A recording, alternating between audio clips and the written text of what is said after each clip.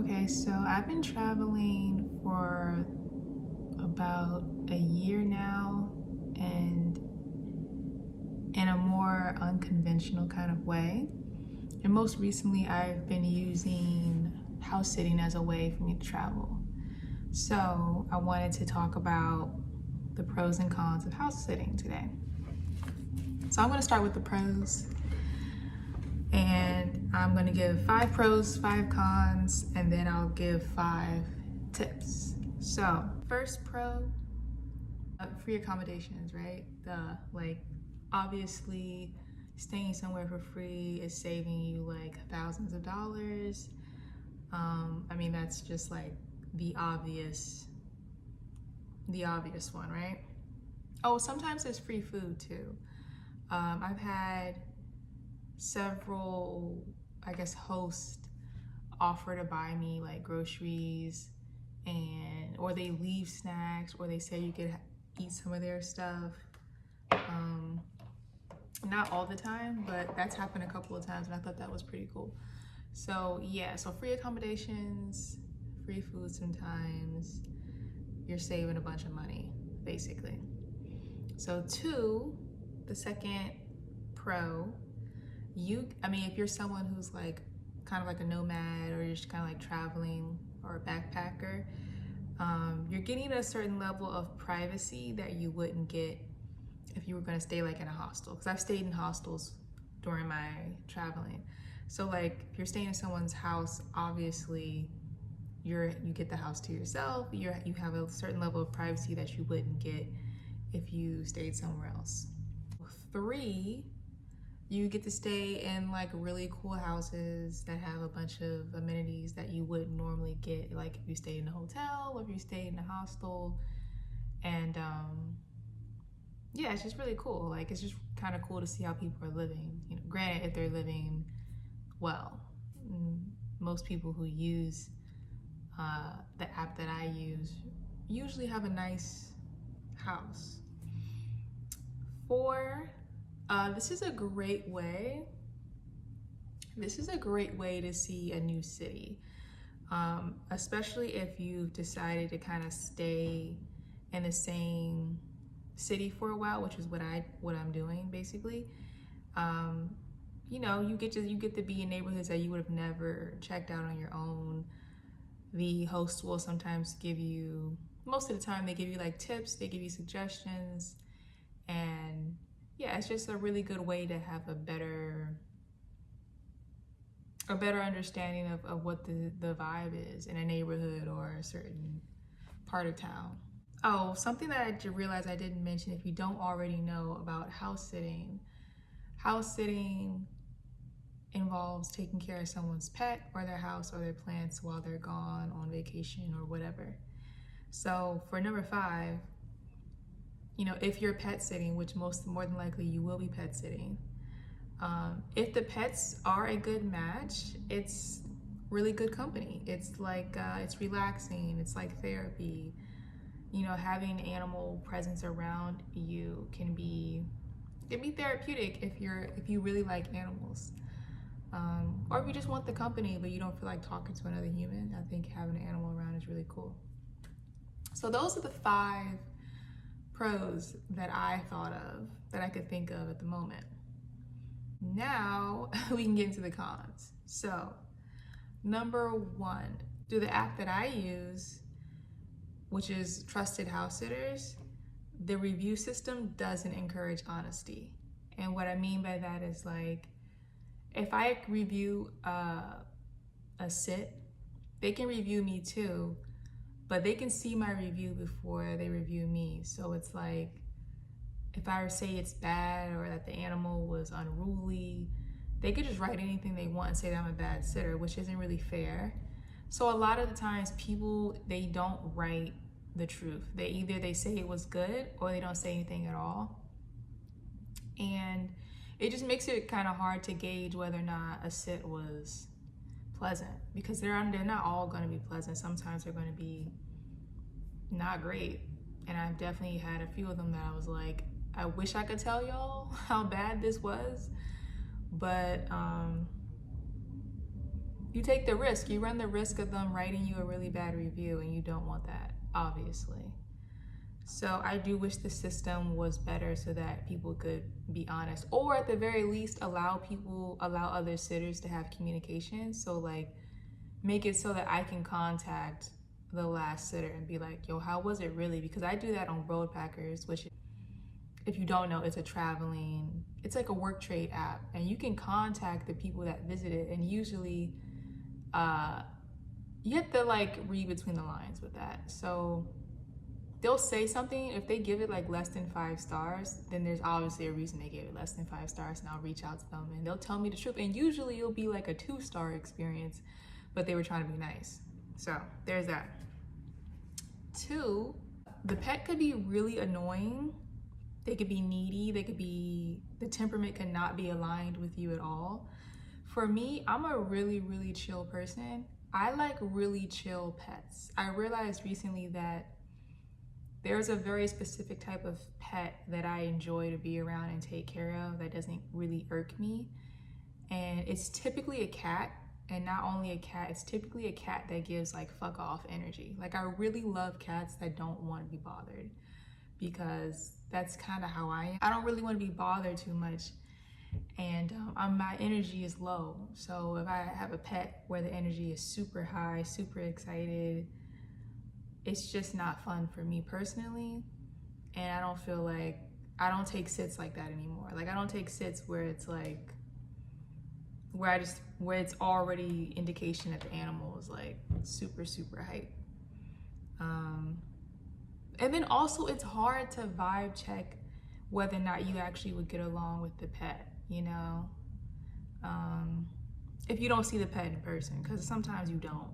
Or sometimes the owner will omit information and you won't see it and you won't experience it until you experience it. So that's my second con. Number 3, the task or the pet care could be really high maintenance. Now this is like a really, really personal con for me, because I feel like I don't really like those pet sits that are super high maintenance. Basically what I'm saying is like, make sure you know what you're okay with doing. Basically make sure you know what you like to do and what you are more than okay with doing. Not just like, oh, I can tolerate that, but like if I have to wake up at 7 a.m. and give this dog pills and do all these other types of weird stuff, make sure that you're totally okay with that, because you're going to be doing that.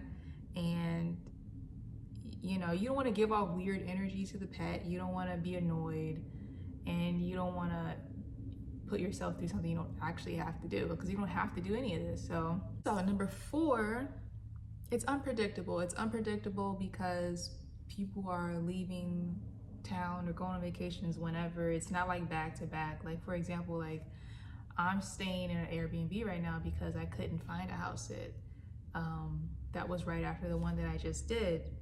So that's definitely a con. You know, it's just not always back to back. Sometimes you're going to have like a week or, you know, some days in between. So it just really depends.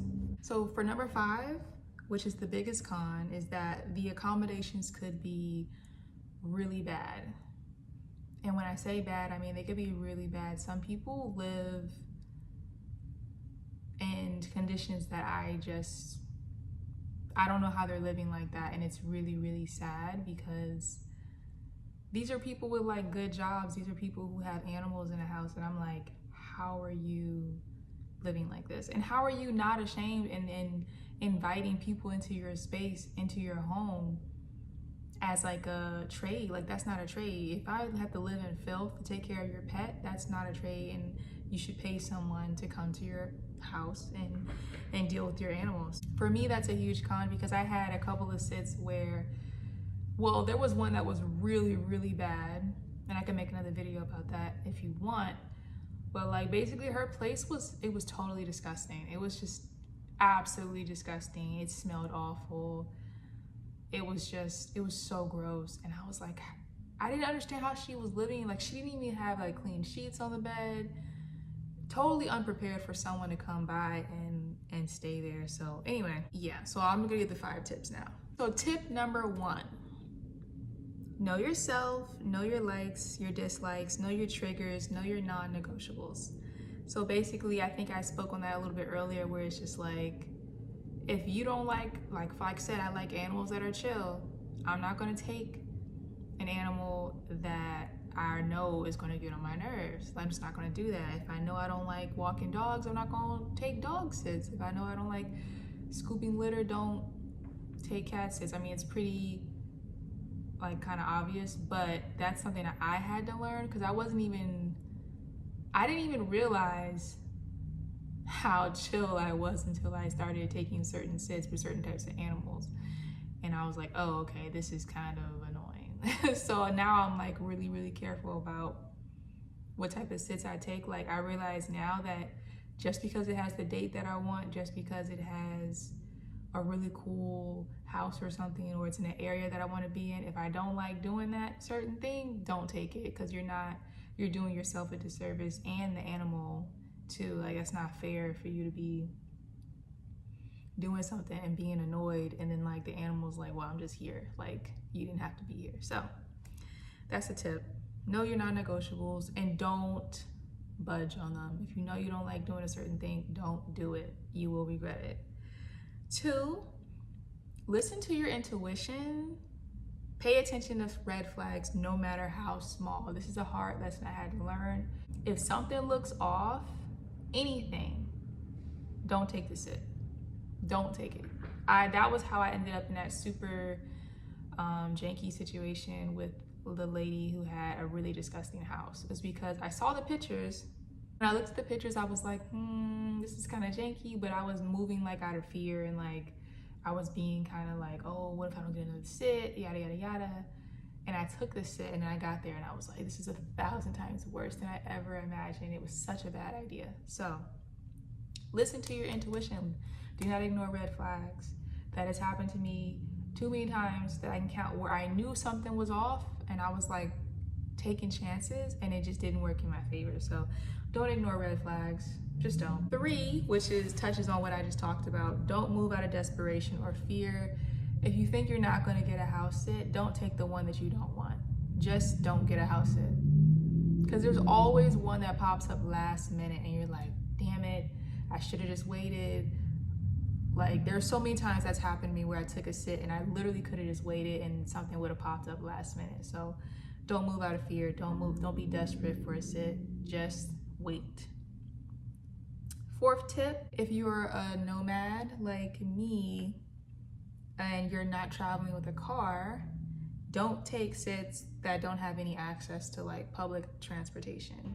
I think I did this once, and luckily I had a friend that was willing to drive me there and like pick me up, but when it came to picking me up, they like couldn't get to me when I needed to leave. So there was like this awkward moment of me just chilling in this person's house, and they showed up, and it was just like, I mean, I told them that I was still there, but it was just awkward because I was just like, okay, I kind of want to leave. They just came back from where they came from, and I'm just sitting here, you know, at their house talking to them when I could be just not here. So if you don't have a car and you're doing this, just don't take a sit where you're going to be stranded. Just don't do that, which is pretty obvious, but I did it, and so that's why it's on my list. My last tip, house sit locally if you're having a hard time booking house sits. So for me, when I first started doing house sitting, like people were like not even responding to my requests.